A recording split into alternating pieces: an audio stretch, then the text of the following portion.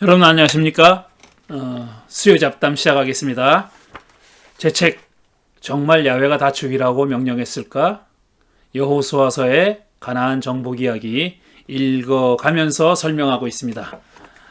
지난 2주간 동안에는 제 3장 야훼의 폭력성을 해결하는 다양한 방법이라는 제목이 붙어있는 제 3장을 읽으며 설명하고 있습니다.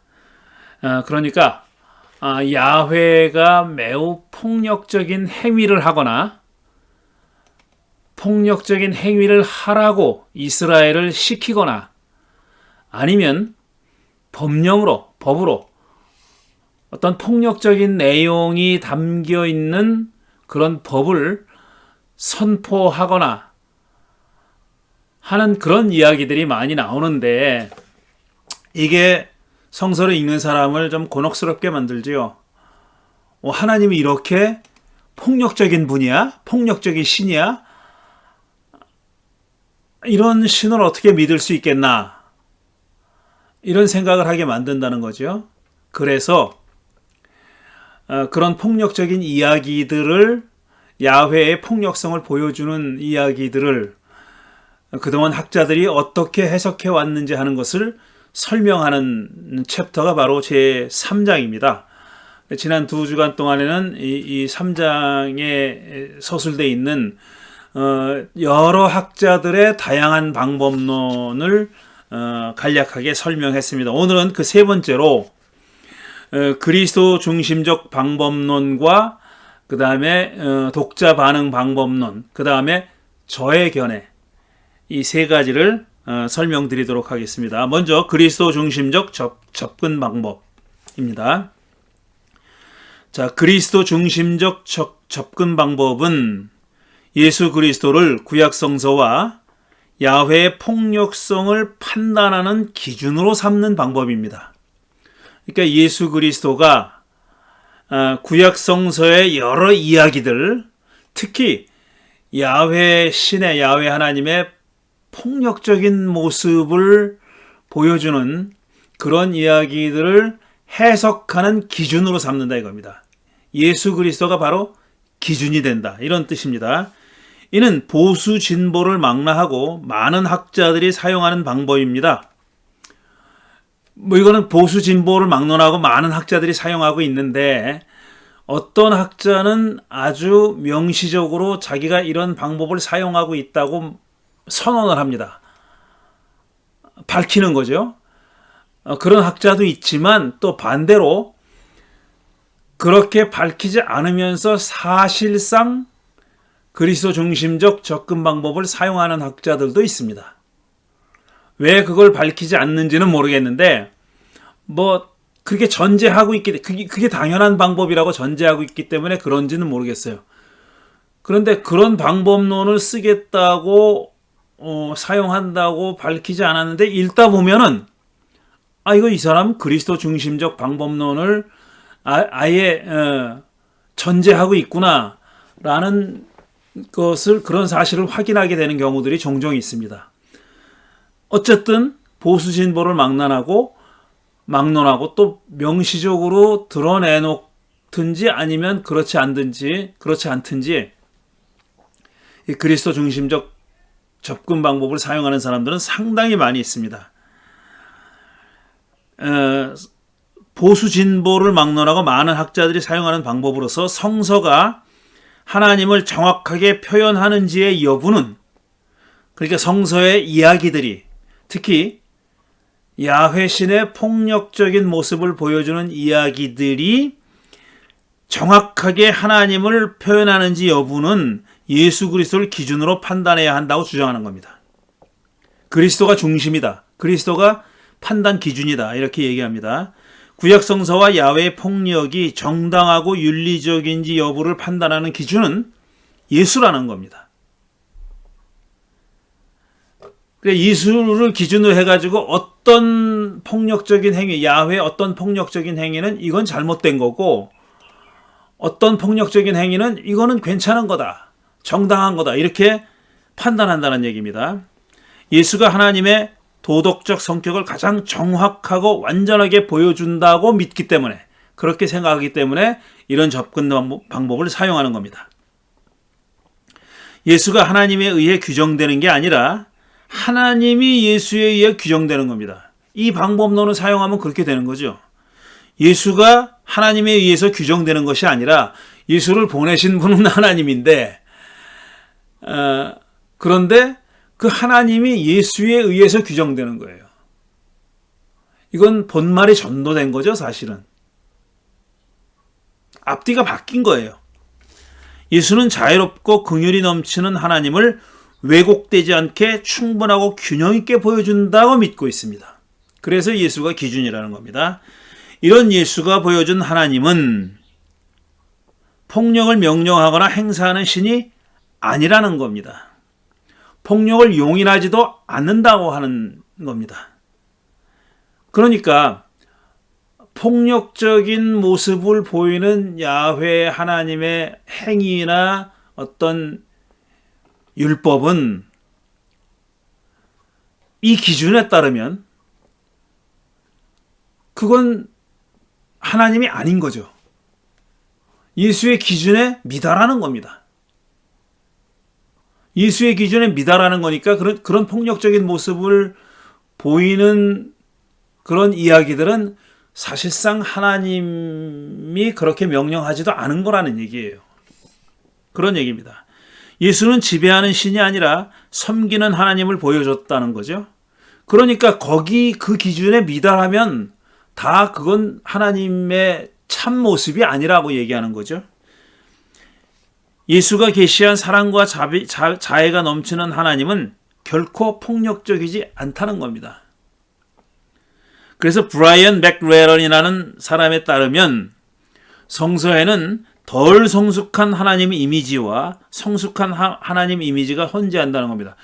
그러니까 덜 성숙한 하나님과 성숙한 하나님이 있다고 얘기 안 하고 덜 성숙한 하나님 이미지와 성숙한 하나님 이미지가 혼재한다는 거예요. 그러니까 성서에 담겨 있는 거는 하나님의 이미지라는 겁니다. 그러니까 하나님이 진짜 그렇다는 얘기가 아니라 진짜 폭력적이거나 아니면 덜 폭력적이라는 게 아니라 그런 이미지들이 섞여 있다 이겁니다. 그 얘기는 뭐냐면은 이미지는 누가 만들어요? 사람이 만드는 겁니다. 사람이 머리에서 나오는 거잖아요. 그러니까 그런 이미지들은 다 사람의 작품이란 얘기예요. 진짜 하나님이 그렇다. 실제 하나님이 그렇다. 이렇다 저렇다가 아니라 그런 하나님의 이미지를 사람이 만들어냈는데 양쪽이 다 있다 이겁니다. 성숙한 이미지, 덜 성숙한 이미지가 다 있다는 거예요. 하나님에 대한 이스라엘의 이해 정도는 성숙한 방향으로 나아가긴 하지만 점점 덜 성숙한 데서 성숙한 방향으로 발전하고 진화한다는 거예요. 사람이 그러니까 하나님을 점점 더 그렇게 알아간다는 얘기죠. 한마디로 얘기하면은 알아간다는 얘기예요. 이 진화론적 접근 방법과 일맥상통하는 겁니다. 그렇긴 하지만 덜 성숙한 이미지도 여전히 남아있다는 겁니다. 우리가 성서에서 발견하는 폭력적인 모습은 이렇게 덜 성숙한 이미지다. 이런 얘기입니다. 하나님을 제대로 알려면 성숙한 이미지에 집중해야 한다고 얘기합니다. 그러니까 성숙한 이미지가 바로 그리스도가 보여주신 하나님이라는 거죠. 예수 그리스도를 기준으로 봤을 때 성숙한 이미지는 진짜 하나님이다. 이겁니다. 예수의 하나님은 폭력적이거나 종족적이지 않고, 그러니까 이스라엘만 선택하고 이스라엘만 사랑하고 이스라엘만 인도하고 이런 종족적인 하나님이 아니라는 겁니다. 종족적이지 않고 인종청소, 인종차별, 노예제도, 성차별주의, 동성애 혐오, 전쟁, 종교적 우월주의 등을 용인하지 않는다는 거예요. 이거는 좀 어떤 시간의 갭도 고려하지 않죠. 그러니까 예수님이 다 이걸 인정했다는 듯이 얘기하는 거예요. 예수님에게는 성차별도 없고 동성애 혐오도 없고 다 이렇다는 얘기예요. 정말 그럴까요? 기원 후 1세기에 살았던 예수님이 역사적 예수가 이런 차별들을 다 인정하지 않았을까요? 그 얘기는 역사적 예수는 그 시대의 아들이 아니다? 라고 주장하는 거죠. 시대를 초월하는 분이다. 이런 거죠. 왜? 신이니까, 하나님이니까 이렇게 주장하는 거예요. 그러니까 역사적 예수라는 것은 아예 인정하지 않는 거죠. 그거는. 그러니까 역사적 어떤 그 환경 안에서 살아가는 어떤 시대적 제약을 가지고 있는 그런 역사적 인물로 인정하지 않는 거죠. 존 도미닉 크로스안이라고 하는 유명한 신약 성서학자가 있죠. 이 존 도미닉 크로스안은 성서 안에 폭력적 하나님에 대한 시각과 비폭력적 하나님에 대한 시각이 공존함을 인식합니다. 그러니까 덜 성숙한 하나님의 이미지가 공존하듯이 여기는 폭력적인 하나님에 대한 시각, 그 다음에 비폭력적인 하나님에 대한 시각이 공존한다고 얘기합니다. 둘 중 어느 편이 참된 하나님인지는 자 이제 판가름을 해야 되는데 그 판가름하는 기준이 뭐냐면 성서적 그리스도라는 거예요. 이건 비블리컬 크라이스트라고 얘기했어요. 성서적 그리스도가 어느 편이 참된 하나님인지를 판단하는 기준이 된다는 겁니다. 크로스안의 말을 인용하면 성서적 그리스도는 성서적 하나님의 판단 기준이다. 이렇게 말을 했습니다. 성서적 그리스도는 비블리컬 크라이스트는 성서적 하나님, 비블리컬 갓을 판단하는 판단 기준이다. 성서적 그리스도는 어떤 분이냐 그럼? 그는 비폭력적인가? 크로스안은 그건 아니다라고 얘기해요. 성서적 그리스도는 비폭력적이기만 하지 않다는 겁니다. 늘 비폭력적이지는 않다는 거예요. 성서적 그리스도가 누군지를 보여주는 기준은 역사적 예수라는 겁니다. 그러니까 비블리컬 크라이스트가 어떤 분인지를 보여주는 것은 히스토리컬 지저스라는 거예요. 역사적 예수가 보여준다. 그래서 이 사람이 역사적 예수를 탐구한 겁니다. 역사적 예수에 관한 많은 책들을 썼죠.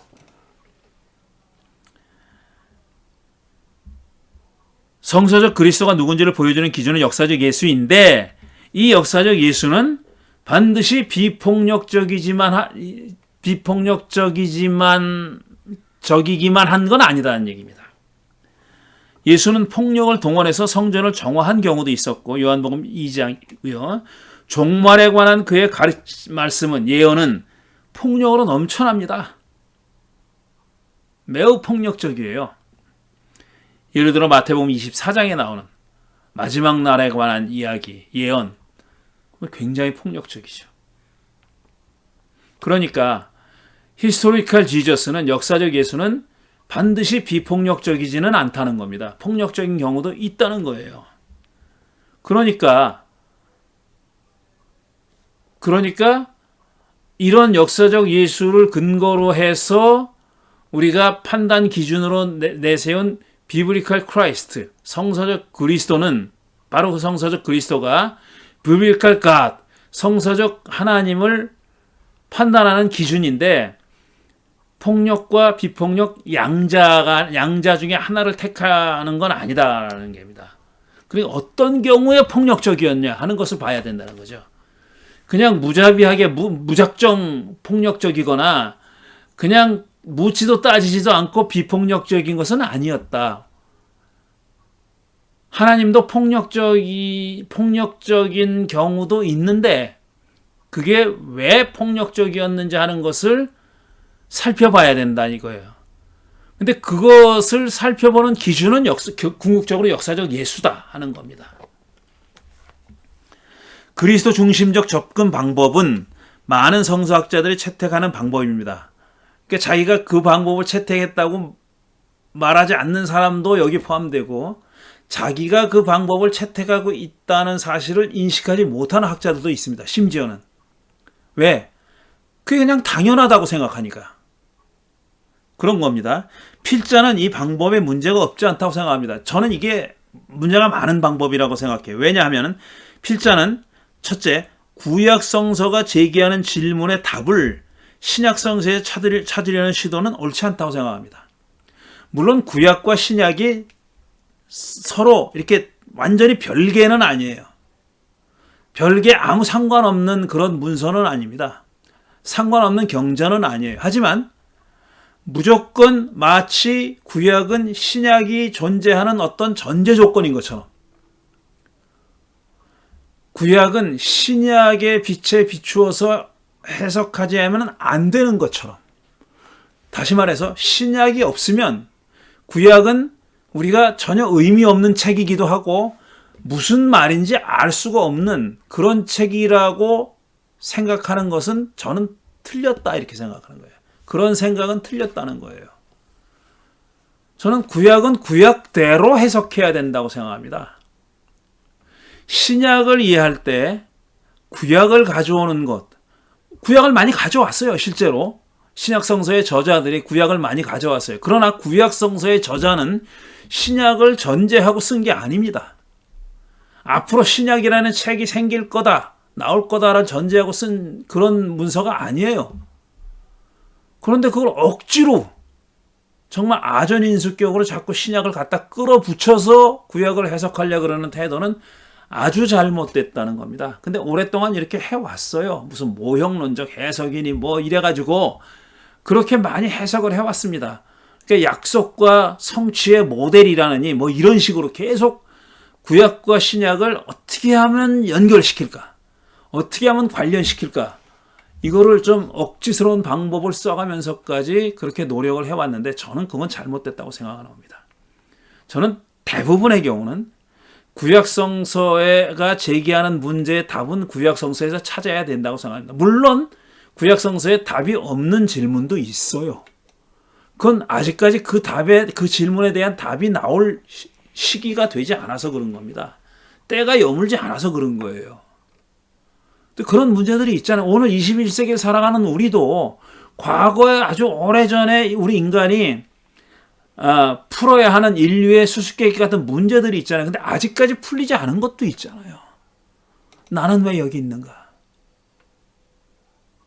왜 존재하지 않는 게 아니고 존재하는가? 무엇인가가 존재하는가? 이런 문제는 아직까지 우리가 대답을 못 찾고 있어요. 근데 이건 수천 년 묵은 문제들이에요. 그러니까 구약성서가 제기하는 문제가 구약성서 안에 그 답이 없을 수도 있어요. 없는 거예요, 그거는. 그러니까 자꾸 신약을 억지로 끌어다가 구약성서를 해석하려고 하는, 구약성서의 문제를 어떤 윤리적인 도덕적인 딜레마를 해결하려고 할 필요는 없다라는 얘기입니다. 그 시대에 가서 해결됐을 수도 있죠. 신약성서 시대에도. 그건 그때 가서 해결된 겁니다. 구약 시대에는 해결 못한 거예요. 그건 그대로 받아들여야 된다 이겁니다. 이는 구약성서만으로는 야훼의 폭력성 문제를 해결할 수 없다고 인정하는 거예요. 저는 그렇지 않다고 생각합니다. 그 답이 우리의 시각으로, 21세기 사는 우리의 시각으로, 우리의 눈으로 보면 만족스럽지 않을 수도 있어요. 그러나 구약성서가 그 문제에 대해서 답을 내리지 않고 있다라고 보지는 않는다는 겁니다. 신약을 반드시 끌어와야, 예수 그리스도를 끌어와야 그 가나안 정복의 폭력성 문제에 대한 질문에 대한 답이 얻어진다. 그렇게는 생각하지 않는다는 얘기예요. 신약 성서 시대는 나름의 답을 내릴 수가 있어요. 가나안 정복 이야기에 관한 나름의 답을 내릴 수가 있는데 그건 구약 성서가 내렸던 답과 다를 수 있는 겁니다. 같다고 볼 수도 없고 그 다음에 신약 성서가 내린 답이 유일한 답이라고 말할 수도 없어요. 또 그것만 옳다고 얘기할 수도 없는 거예요. 그런 얘기를 하는 겁니다, 제가. 이는 구약 성서만으로는 야훼의 폭력성 문제를 해결할 수 없다고 인정하는 것입니다. 저는 동의하지 않아요. 이 주장에. 대체 해결한다는 말이 뭘 의미하는 거겠습니까? 자, 야훼의 폭력성 문제를 해결한다고 자꾸 얘기하는데 해결해야 된다고 강박관념을 가지고 있어요. 왜 그러냐면 야훼가 폭력적이면 안 된다는 전제를 가지고 있기 때문에 그런 겁니다. 이걸 해결해야 될 문제로 보는 겁니다. 근데 도대체 이 해결이라는 걸 어떻게 하는 거냐 이거죠. 해결이라고 하는 게 어떻게 하는 거냐. 야훼가 폭력적이지 않음을 증명하는 것이 해결입니까? 그럼 왜 그걸 증명해야 하는 건데요? 그거는 내 믿음이 야훼는 평화로운 신이야, 평화의 신이야, 평화의 하나님이야 라는 생각을 가지고 있기 때문에 가지고 있는데 폭력적인 이야기가 나오는 거예요. 그래서 이걸 어떻게든지 그래도 없애버릴 수는 없고 어떻게든지 해석을 해야 된다라고 생각하는 거죠. 내 전제를 버리지 않고 내가 가지고 있는 야훼라는 신은 사랑과 자비가 넘치는 신이다라는 그 전제를 버리지 않고 폭력의 문제를 해결하려고 하니까 자꾸 해결해야 된다 이런 얘기를 하는 거다 이거죠. 야훼가 폭력적이지 않음을 증명하는 것이 해결인가? 왜 그걸 증명해야 하는가? 기독교인이 믿는 하나님은 비폭력적이어야 하니까? 나는 그렇게 믿고 있으니까? 이런 태도는 구약성서의 역사적 성격을 무시하는 겁니다. 구약성서를 쓴 사람은 내가 가지고 있는 신앙과 똑같은 신앙을 가지고 있지 않았습니다.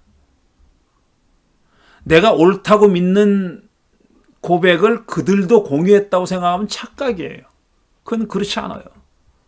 지금 같은 시대를 살아가는 사람들도 서로 제각각 믿음이 색깔이 다른데 그 옛날 사람이 내가 믿었던 신앙과 내가 믿고 있는 신앙과 똑같은 신앙을 가지고 있으리라고 기대하면 안 되는 거죠. 그거는. 고대 문서는 우선 그것의 고대성을 인정하고 해석해야 됩니다. 우리 시대의 작품이 아니에요. 우리 시대에 쓰인 문서가 아닙니다. 현대의 시각과 가치관으로 시간을 뛰어넘어 과거로 투사해서는 안 됩니다. 우리의 시각과 우리의 가치관을 과거로 투영해서는 안 된다. 하지만 구약성서는 기독교의 경전이죠. 경전이라는 건 그 시대에만 의미가 있으면 경전이 될 수가 없어요. 경전이 쓰여진 시대에만 의미가 있는 문서라면 경전일 수가 없는 겁니다. 지금도 어떤 식으로든지 의미가 있고 가치가 있기 때문에 경전이 된 겁니다. 중립적으로 얘기해도 그래요.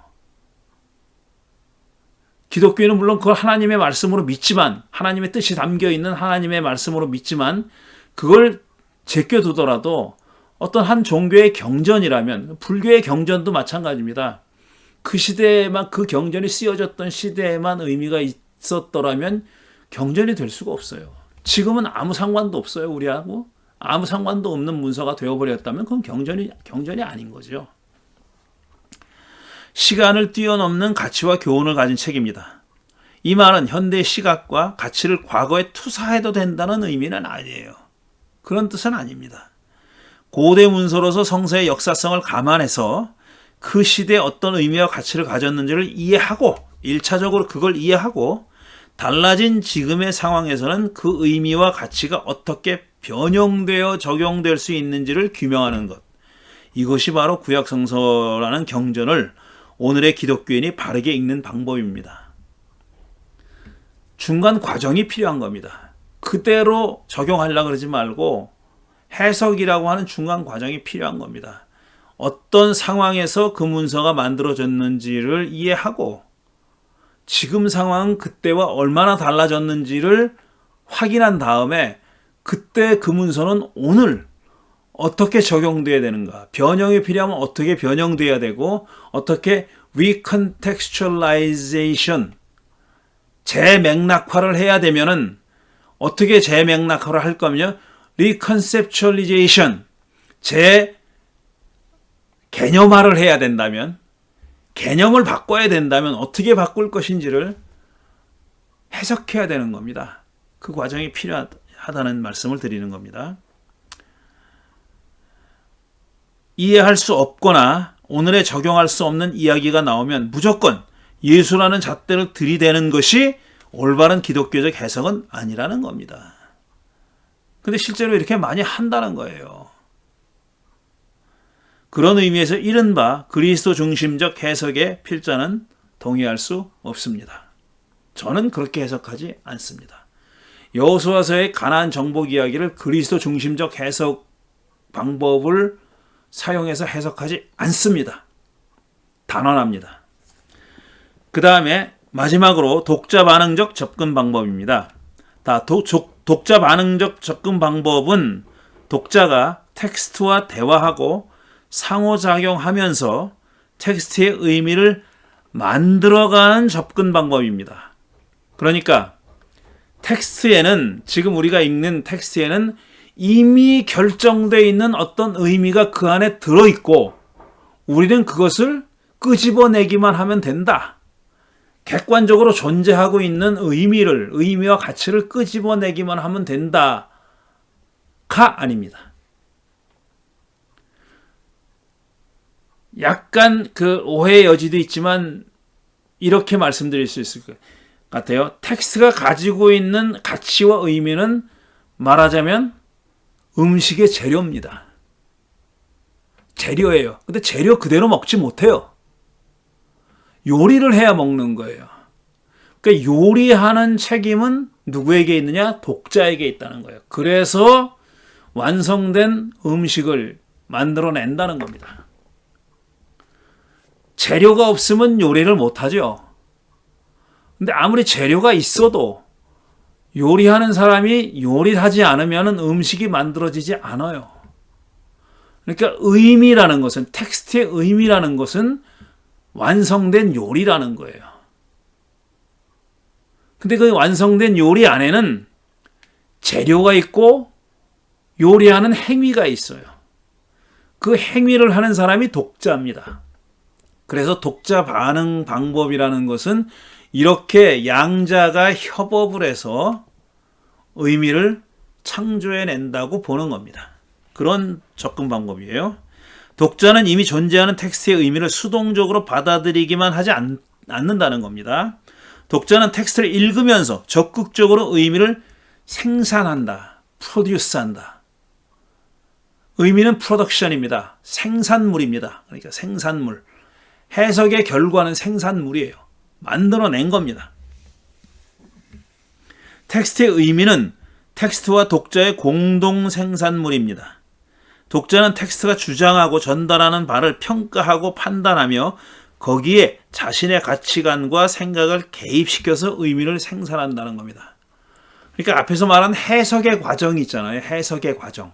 제가 그 과거에 독자들에게 어떤 의미였느냐, 어떤 상황에서 어떤 의미로 주어졌느냐 하는 것을 지금 변화된 상황에서 어떻게 그 의미를 변형시키고 적용할 것이냐 하는 거잖아요. 그거를 얘기하는 거예요. 그게 바로 독자 반응 접근 방법입니다. 한마디로 주석 엑세제시스와 해석 허메뉴틱스를 하나로 묶은 거라고 보시면 돼요. 하나로 묶은 방법을 바로 독자 반응 방법이라고 그렇게 생각하시면 됩니다. 이 방법은 특별히 윤리적인 내용이 들어있는 이야기의 해석에 이용합니다. 윤리적인 내용이 들어있는 그런 이야기의 해석에 이용합니다. 하지만 이 방법을 적용하는 학자는 그렇게 많지 않습니다. 그렇게 많지 않아요. 오랫동안 성서학의 과제는, 왜 그러냐면은 그 이유를 제가 말씀드리는 거예요. 왜 그러냐면 오랫동안 성서학의 과제는 가급적이면 해석자의 생각이나 감정을 개입시키지 않고 텍스트의 의미를 객관적으로 거기 존재한다고, 텍스트 안에 존재한다고 전제되어 있는 그 의미를 끄집어내는 행위로 여겨져 왔기 때문에 그렇습니다. 엑세제시스가 그런 거죠. 끄집어낸다는 거예요. 끄집어낸다는 얘기예요. 야훼의 폭력성을 평가할 때도 해석자의 주관을 개입시키지 말고 텍스트 자체의 판단에만 근거를 둬야 한다는 전제가 오랫동안 해석자를 지배해 왔습니다.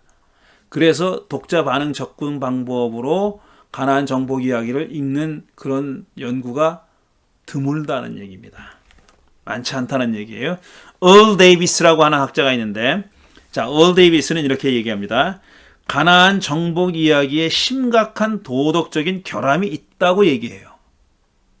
이 양반은 가나안 정복 이야기에 우리가 받아들일 수 없는 심각한 윤리적 도덕적인 결함이 있다, 문제가 있다라고 얘기하고 있으므로 이를 비판하는 자세로 읽어야 한다고 주장합니다. 성서가 말하니까 그냥 받아들여서는 안 된다는 거예요. 이게 독자 반응이죠. 벌써 반응을 하는 거예요. 비판하는 자세로 읽어야 된다. 그냥 수동적인 자세가 아니라 적극적으로 비판하는 자세로 읽으라고 얘기합니다. 폭력의 이야기를 수동적으로만 읽는 것은 해석자의 임무를 등한시하는 것이라고 얘기합니다. 그건 해석자의 바람직한 자세가 아니라는 겁니다. 독자 반응적 방법은 폭력으로 가나안을 정복하고 종족을 멸절하는 야훼의 명령을 비판합니다. 명령이 잘못됐다고 얘기해요. 비판합니다. 종족 말살은 부인할 수 없는 범죄이므로 그런 명령을 내린 야훼를 인정할 수 없다는 거예요. 이런 결론에 다다릅니다. 상황에 따라서는 성서가 내린 윤리적 판단을 거부할 수 있어야 된다는 겁니다. 독자에게는 윤리적으로 받아들일 수 없는 이야기에 대해서 의미와 목적을 묻고 의심하며 반대할 권리가 의무가 있다는 거죠. 그래서 독자 반응이에요. 요리하는 과정이에요, 이게. 재료를 무조건 받아들여서 음식을 만드는 게 아니라는 거죠. 요리할 때 보면은 재료가 상당히 변형돼서 요리가 되잖아요. 그런 얘기를 하는 겁니다. 자, 독자 반응적 방법은 성서의 영감과 권위에 대한 질문은 반드시 동반합니다. 그 네 멋대로 해석하면은 그렇게 네 멋대로 성서 해석하는 거 아니야. 이런 비판을 받을 수 있잖아요. 사실상 그렇습니다. 사실상 해석자의 주관이 상당히 개입되어 있는 거예요. 이거는. 그렇지만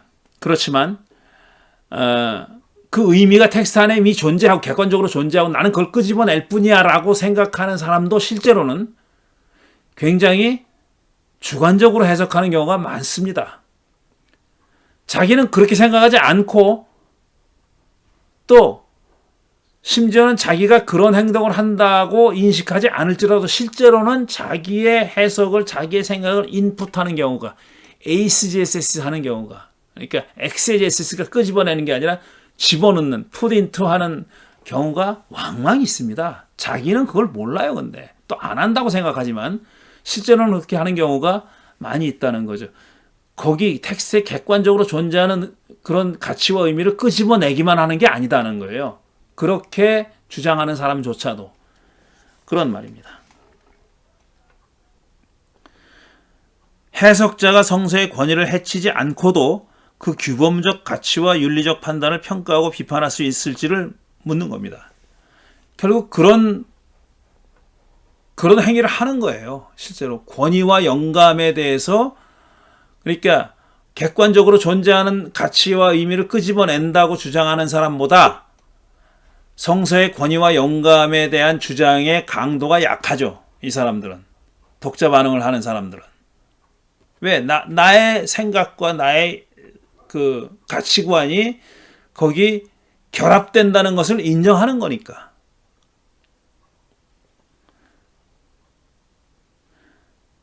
이 방법은 그럴 수 있다고 주장하는 거예요. 그러니까 해석자가 성서의 권위를 해치지 않고도 그 규범적 가치와 윤리적 판단을 평가하고 비판할 수 있다고 생각하는 거예요. 그래도 우리는 성서의 권위와 이 방법을 채택하는 사람이 그래도 우리는 성서의 권위와 영감을 훼손하지 않고 있다고 그렇게 생각하는 겁니다. 성서에는 단 하나의 통일된 가치와 규범만 있는 게 아니죠. 맞는 말이에요, 이거는. 성서에 다양한 주장과 가치와 규범이 병존합니다. 혼재합니다. 관건은 성서가 제시하는 다양한 규범들 중에서 어떤 기준으로 가장 신뢰할 수 있는 규범을 찾을 수 있는지에 있습니다. 다양한 얘기를 하고 있으니까 어떤 게 더 우선적이냐, 가장 신뢰할 만한 규범이 뭐냐를 찾아내는 것은 일입니다. 그것도. 내 마음에 든다고 해서 그걸 규범으로 채택한다고 될 일이 아니에요. 다른 사람은 그렇게 생각하지 않으니까요. 그러니까 그걸 어떤 공통된 어떤 견해에 도달할 수 있는 방법이 필요한 거예요. 이 사람 저 사람 다 동의할 수 있는 그런 규범을 찾아내는 과정이 필요하다는 얘기입니다. 그 과정이 쉽다고 얘기하는 것도 아니고 제가 반대로 불가능하다고 얘기하는 것도 아니에요. 단지 제가 얘기하는 것은 그런 과정이 필요하다는 겁니다. 그래야 학문이 이루어지는 거예요. 그래야 자기 혼자 어떤 섬에서 혼자 살면서 주장하면 그렇게 할 수 있어요. 그런데 수많은 학자들이 있잖아요. 그 사람들이 설득돼야 되는 거예요. 동의해야 되는 거잖아요. 그런 공통된 그 규범과 가치, 사람들이 다 인정하는 그런 규범과 가치를 찾으려는 노력은 필요하다라는 겁니다. 이는 가나안 정복 이야기뿐 아니라 구약성서 전체의 윤리적 적합성을 규명하는 데에도 중요한 의미가 있습니다.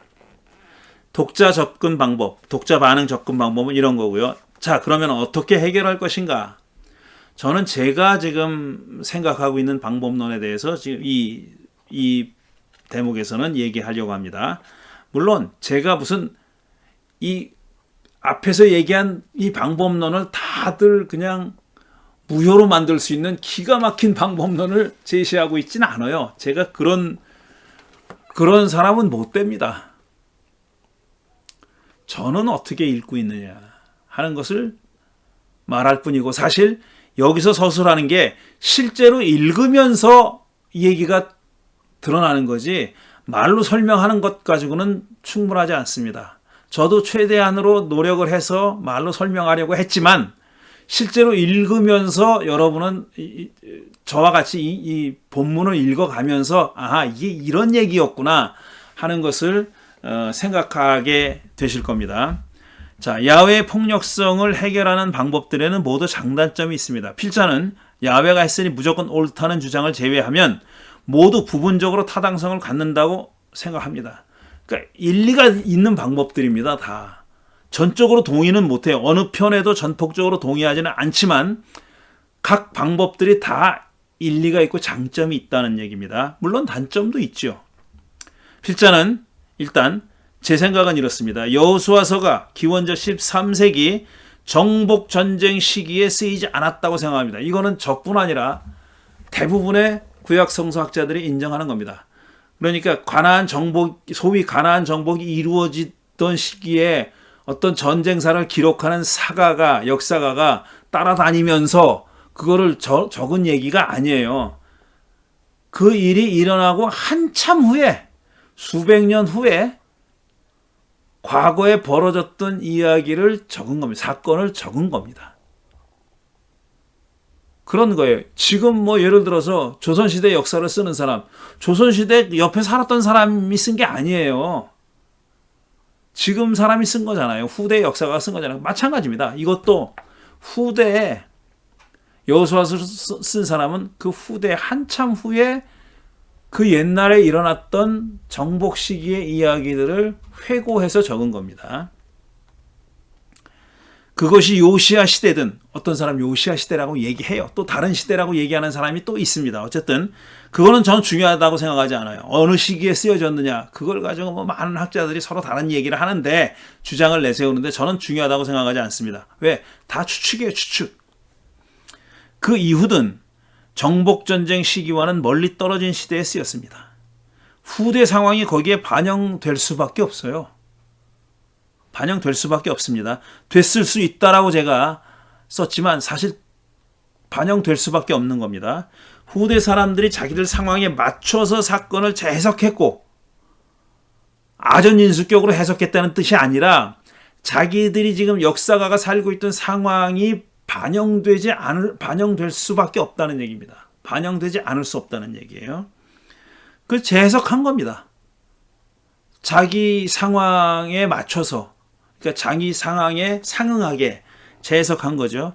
그게 본문에 반영되었을 수도 있습니다. 반영될 수밖에 없습니다. 이건 사실은. 하지만 그런 요소를 가려내는 일은 불가능합니다. 어느 부분이 후대의 상황이 반영된 거냐, 이걸 이렇게 잘게 쪼개서 요 부분은 그거야, 요 부분은 좀 오래된 거야, 이렇게는 못한다는 얘기예요. 그렇게는 못합니다. 사실 옛날 학자들은 그렇게 했어요. 그런 노력을 했어요. 근데 요즘은 그렇게 하는 사람은 없습니다.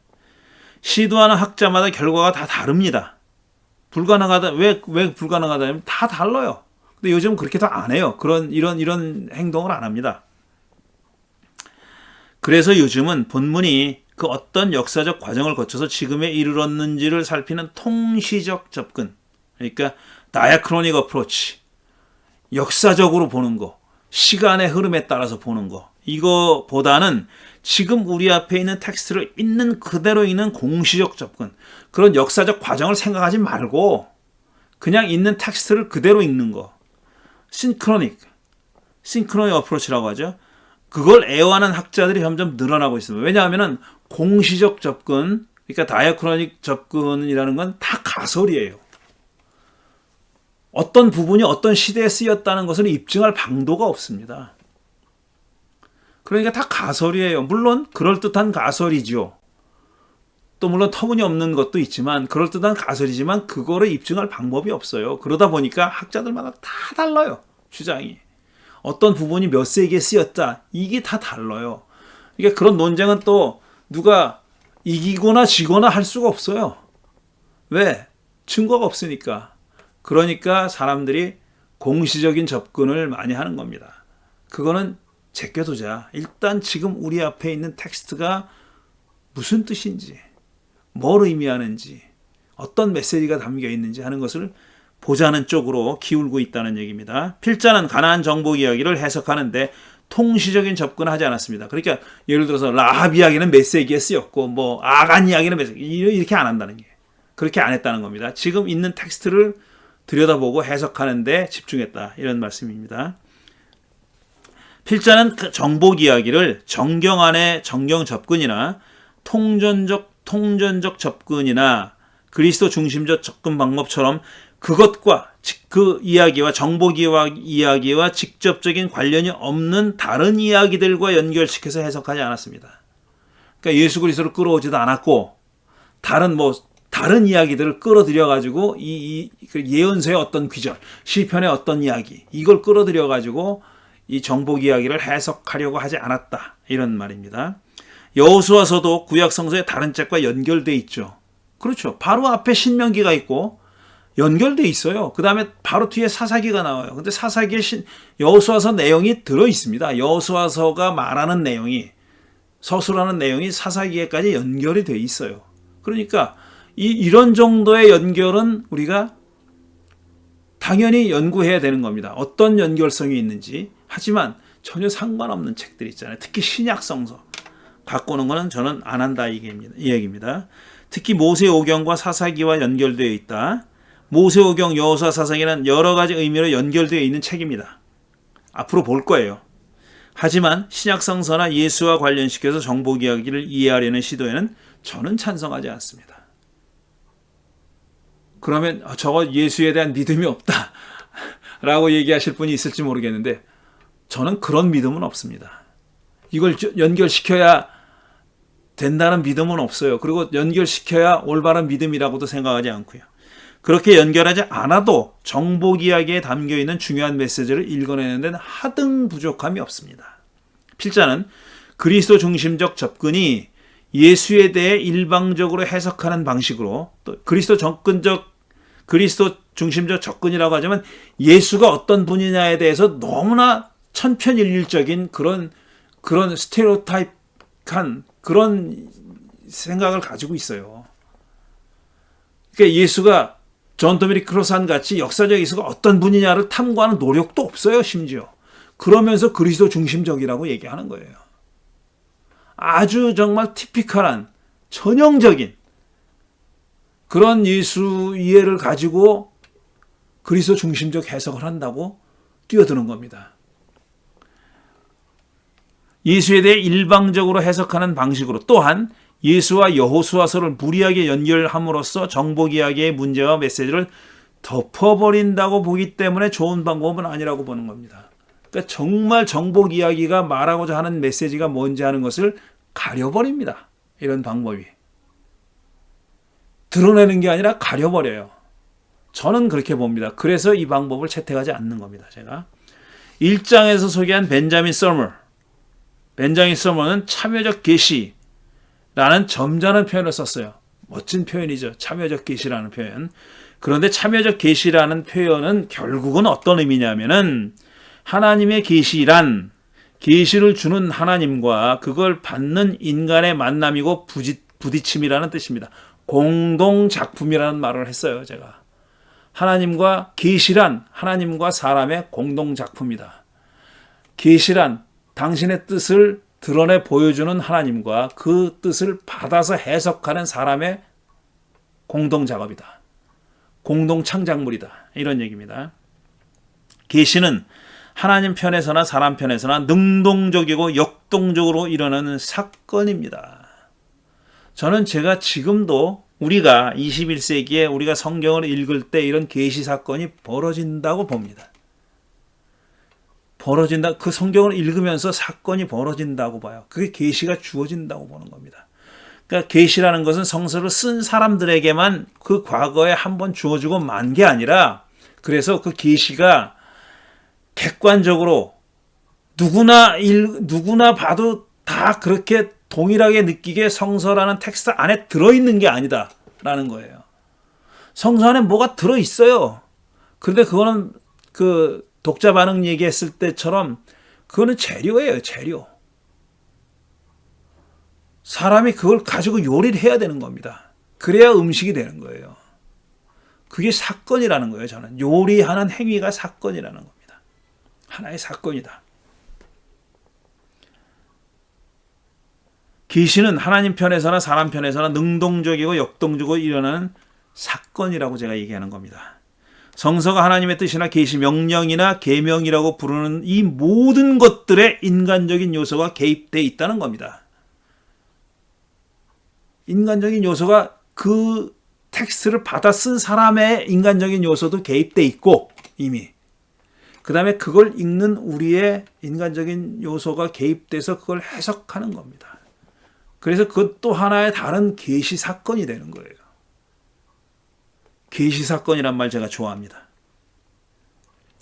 사람은 역사적 사건이 됐든 자연현상이 됐든 아니면 꿈이나 비전이 됐든 다양한 방식으로 전해진 하나님의 뜻을 자기가 갖고 있는 정신적인 능력, 최고의 정신적인 능력을 발휘해서 이해하고 공감해서 자기 언어로 번역했습니다. 성서 저자는 이런 과정을 거쳐서 우리가 갖고 있는 성서 텍스트를 쓴 겁니다. 그리고 그걸 읽는 우리도 똑같은 과정이 벌어진다고 보는 거예요. 그게 참여적 계시입니다. 여기에 반영된 윤리적 기준과 규범, 가치 등도 대개의 경우 시대적 한계를 넘어서지 못합니다. 왜냐하면 인간과 부딪혔기 때문에 그렇습니다. 그러니까 하나님으로부터 온 어떤 재료는 그게 아닐 수도 있는데 그거를 요리하는 우리는 인간적인 제약을 가지고 있어요. 그러니까 만들어져 나온 음식에는 인간적인 제약이, 시대적인 상황과 시대적인 제약이, 문화적인 어떤 한계가 거기 들어있다는 겁니다. 문화적인 가치도 들어있거니와 긍정적으로, 부정적으로 문화적 한계도 들어있는 겁니다. 그걸 우리가 부인할 수 없다는 얘기죠. 가나안 정복 이야기는 하나님과 사람 사이에 벌어진 역동적 계시 사건의 산물입니다. 우리가 지금 성서 여호수아서라는 성서 문서로 가지고 있는 그 문서는, 그 이야기는 이런 역동적 계시의 산물이라는 거예요. 야훼가 정말 헬의 명령을 내렸는지는 알 수 없어요. 그건 한번 일어난 사건이잖아요. 그때 지금부터 3300년 전에 살던 그 이스라엘 사람들에게 벌어진 사건이에요. 그런 명령이 있었는지 없었는지는 지금 3300년 지난 우리는 알 수가 없어요. 알 수 있다고 주장하는 사람은 성경에 그렇게 쓰여 있으니까 그렇다라고 얘기할 수밖에 없는 거예요. 그런데 우리가 알 수 있는 건 뭐냐면, 우리가 아는 바는 그때 이스라엘은 야훼가 자기들에게 그렇게 명령했다고 믿었다는 사실입니다.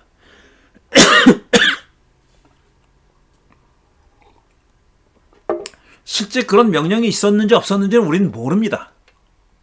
우리가 아는 것은 그들이 그렇게 믿었기 때문에 지금 우리가 갖고 있는 여호수아서를 남긴 겁니다. 그러니까 그들이 그렇게 믿지도 않았는데 거짓말로 이렇게 남겼다. 이거는 아니라는 거예요. 그들이 그렇게 믿었기 때문에 또 그 사건이 벌어졌던 시대, 그러니까 기원전 13세기에 살았던 사람도 그렇게 믿었고, 요시야 시대가 됐던 언제가 됐던 간에 이 여호수아서를 기록했던 사람들도 자기 조상들이 그렇게 믿었기 때문에 그렇게 쓴 겁니다. 후대 그 문서를 쓴 사람이 저 사람들은 그렇게 믿었지만 내가 바보야? 우리는 그렇게 안 믿지. 그런 일은 안 일어났다고 믿지. 이래서 쓴 게 아니다라는 얘기예요. 그걸 쓴 사람도 그렇게 믿은 거예요.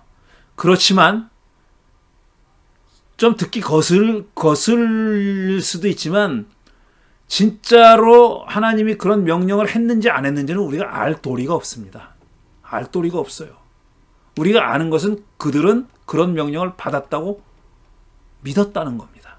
그거는 우리가 문서의 기록을 가지고 있잖아요. 증거를 가지고 있잖아요. 그 믿음이 야훼의 계시를 올바로 이해한 것인지 아닌지 우리는 모릅니다. 그러니까 그 시대 사람이 사실 야훼가 헤렘 명령을 내리지도 않았는데 자기들 착각을 하고 오해하고 그런 행동을 했는지 안 했는지 우리는 몰라요. 하지만 그들은 헤렘이라는 계시를 자기들이 올바로 이해했다고 믿었어요. 그것만은 분명합니다. 이스라엘이 야훼를 잘못 이해해서 폭력으로 가나안을 정복했다고 주장하는 학자들이 있습니다. 실제로. 왜 그렇게 주장하냐 하면은 야훼가 그런 명령을 했을 리 없다는 선입견이 있는 거예요. 그 머릿속에 들어있는 거예요. 야훼는 그런 폭력적인 분이 아니야 라는 생각을 가지고 있으니까 야훼가 그런 명령을 하지도 않았는데 이스라엘이 그걸 오해했다라고 얘기하는 거예요. 그렇게 주장하는 사람이 있습니다. 제가 이 책을 준비하면서 봤어요. 그렇게 주장하는 사람을. 오해했다고. 제가 묻죠. 당신은 어떻게 아는데? 그들이 오해했는지 안 했는지 어떻게 아는데? 이렇게 묻고 싶죠. 옆에 있었으면 물었을 거예요. 본래 야훼의 뜻은 그게 아니었는데 그들이 오해했다는 거예요. 어떻게 알아 그걸? 그걸 누가 알겠는가? 제가 이렇게 썼잖아요. 그들이 오해했는지 제대로 이해했는지를 어떻게 알겠냐 이거예요. 만일 그들이 오해했다면 진정한 야훼의 뜻은 무엇이었느냐? 정복하지 말라는 거였나? 평화롭게 가나안에 진입해서 가나안 사람들과 섞여 사는 것이었을까? 진짜 야훼의 명령은 이거였는데 이스라엘이 오해해가지고 다 죽였나? 그 다 죽인 게 오해라면 진짜 야훼의 뜻은 뭐였을까? 공존이었을까? 제가 물어보는 거예요. 저는 이렇게 생각하지 않지만 물어보는 겁니다. 그렇게 판단할 근거는 어디에도 없습니다. 그냥 뇌피셜이에요. 그 사람이 그냥 꾸며낸 얘기예요. 성서는 오히려 그 반대로 말합니다. 그들을 다 죽이라고 했다고 쓰여 있으니까요. 헤렘의 명령에 윤리적인 문제가 있습니다. 종족 말살이니까. 이건 현대인들이 보기에는 분명히 윤리적인 문제가 있습니다. 있는 정도가 아니라 심각합니다. 그 문제는 현대 윤리 기준으로 용납될 수 없습니다. 어느 누가 이런 짓을 해도 용납 안 됩니다. 어떤 민족이, 어떤 종족이, 어떤 나라가 어떤 명분을 내세웠든지 간에 이렇게 어떤 한 종족을 말살했다. 그러면은 그거는 그 어느 누구도 이해하지 않습니다. 인정하지 않습니다. 그래서 교회에서는 이 이야기를 피해왔습니다. 제가 말씀드렸죠. 이 렉셔너리에 없어요. 이 이야기들이, 이런 폭력성을 보여주는 이야기들이 없어요. 하지만 그때 이스라엘도 우리처럼 헤렘 명령을 윤리적 딜레마로 여겼는지는 불분명합니다. 정말 그렇게 우리처럼 느꼈을까? 아니면 그 전혀 개의치 않았을까? 알 수가 없어요. 우리처럼 느꼈을 거라고 믿고 싶은데 그렇게 볼 증거가 별로 없어요. 우리가 갖고 있는 자료만으로는 정확히 알 수 없지만 적어도 우리처럼 곤혹스러워하지는 않았음에 분명합니다. 우리처럼 이렇게 심각한 딜레마로 여기지는 않았던 것 같아요. 그러니까 이렇게 썼죠. 물론 잘 읽어보면은 이게 정말 윤리적 딜레마를 느꼈을 것 같은 그런 흔적이 있어요. 이것저것에 있어요. 그러나 그게 대세는 아닙니다. 대세는 뭐냐면은 어떻게 느껴지냐면 독자가 볼 때 이 사람들이 별로 이게 딜레마로 느껴지지 않았구나 싶은 얘기들이 더 많아요. 그런 대목들이. 어쨌든 그들은 헤렘을 야훼의 명령으로 믿었고 그 명령을 실행했습니다. 적지 않은 허점과 모순점을 남긴 건 사실이에요. 제가 그거를 살펴볼 겁니다. 앞으로. 정복 이야기를 다 분석한 다음에 해야 할 말이지만 필자는 야훼가 헤렘 명령을 내리지 않았다고 생각합니다. 이건 저의 생각이에요. 제 생각이에요. 이게 텍스트에 문서적 근거가 있는 건 아니에요. 제 생각입니다. 하지만 그걸 입증할 길은 없습니다. 저는 그렇게 생각하지만 그걸 입증할 길은 없어요. 그렇지만 반대로 명령을 내렸다고 믿는 사람 역시 그 믿음을 입증할 수는 없어요. 성서에 그렇게 쓰여져 있다는 것 말고는 다른 입증할 방법이 없습니다. 오히려 고고학적인 자료 같은 것은 그런 일은 벌어지지 않았다 쪽으로 기울어져 있습니다. 그러니까 폭력적인 정복, 몰살했다는 증거가 없어요. 성경의 서술 말고 고고학적 자료, 고고학적인 그런 그 연구 결과는 반대입니다. 그런 대규모 폭력 사태가 벌어지지 않았어요. 적어도 그런 사태가 벌어졌다는 증거가 없습니다. 그 얘기도 할 겁니다.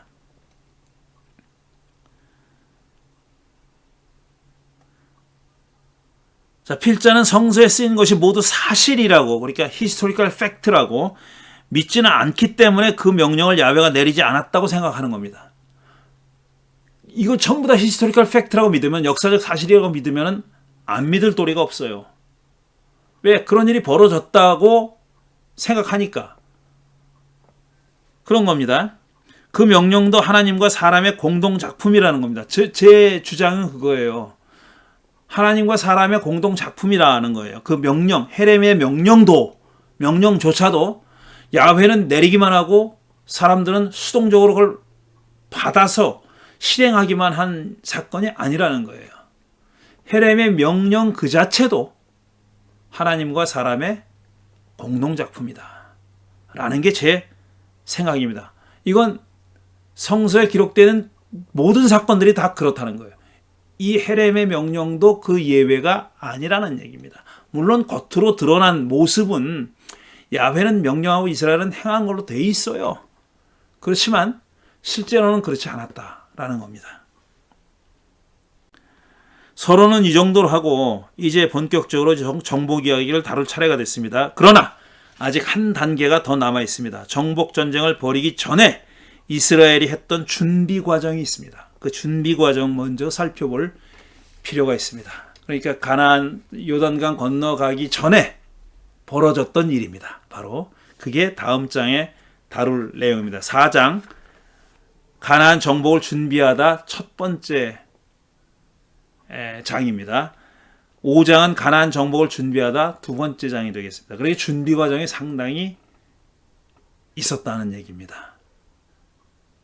자, 오늘은 그러면은 이제 야훼 폭력성의 문제를 해결하는 여러 학자들의 견해를 마지막으로 설명드렸고, 그 다음에 제일 마지막 부분에는 저는 어떻게 생각하느냐 하는 얘기를 했습니다. 그런데 앞에서 말씀드린 대로 제가 이렇게 설명한 마지막 소단락의 내용이잖아요.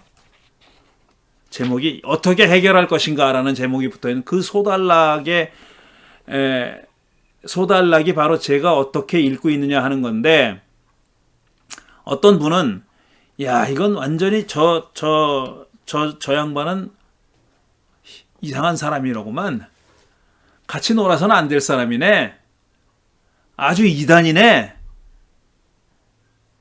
아주 자유주의자네, 뭐 온갖 말을 할 수 있을 거예요. 다 맞을 수도 있는 얘기입니다. 그런데 이렇게 설명을 해놓으니까 그렇게 느끼실 수도 있어요. 그런데 실제로 읽어가면서 저랑 같이 읽어가면은 아하, 이 양반이 이래서 이렇게 설명했구나 라고 느끼실 그런 대목들이 등장할 겁니다. 그러니까 지금 요 마지막 소단락만 보고 너무 성급하게 판단하지 않으셨으면 좋겠어요. 물론 여러분이 판단하는 건 여러분에게 달린 일이니까 이상한 놈이네 그러고 떠나버리셔도 할 수 없죠. 그런데 조금만 끈기를 가지고 저랑 같이 계속 읽어가다 보면은 어느 부분은 여러분이 설득될 부분이 있을 겁니다. 저도 사실은 여러분 못지않게 이 정복 이야기에 대해서 굉장히 적대적이었고 굉장히 문제만 느꼈어요. 문제가 있다는 것만 생각했지 이걸 꼼꼼히 읽어보면서 왜 그랬을까? 왜 이렇게 적었을까? 라는 생각은 하지 않았어요. 그러다 이 책을 쓸 걸 계기로 해가지고 물론 그 전에도 상당 기간에 공부를 했지만 이 책을 준비하면서 하나하나 알아가게 된 겁니다. 깨닫게 된 거예요. 그래서 이걸 써야 되겠다라는 생각을 하게 된 거죠. 이 책 처음에 말씀드렸듯이 우리말로 쓰인 책이 별로 없습니다.